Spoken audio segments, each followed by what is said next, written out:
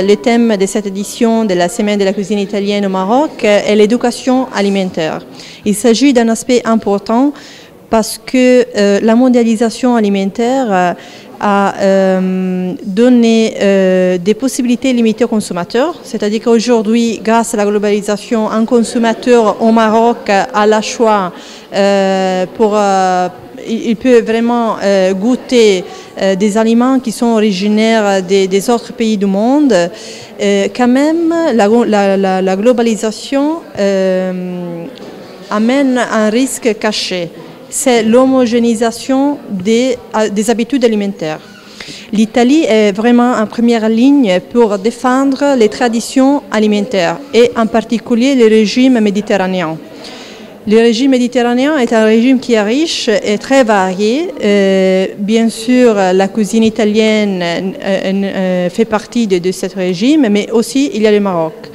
Nous partageons la même culture, nous partageons la même tradition alimentaire et nous sommes convaincus que l'alimentation est une partie importante de notre culture, de la culture de la Méditerranée.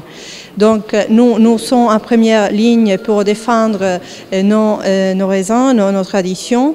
Et aux Nations Unies, nous avons même créé un groupe des amis des alimentations saines et durables dont le Maroc fait partie.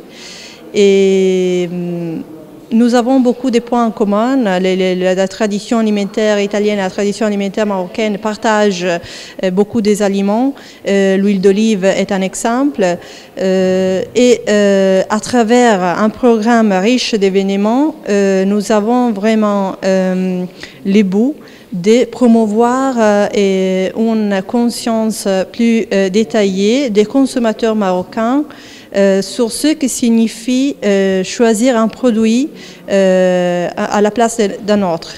Donc, c'est-à-dire qu'il faut toujours préférer, valoriser les matières premières qui sont originaires du territoire, dans ce cas du territoire du Maroc ou bien du territoire de l'Italie.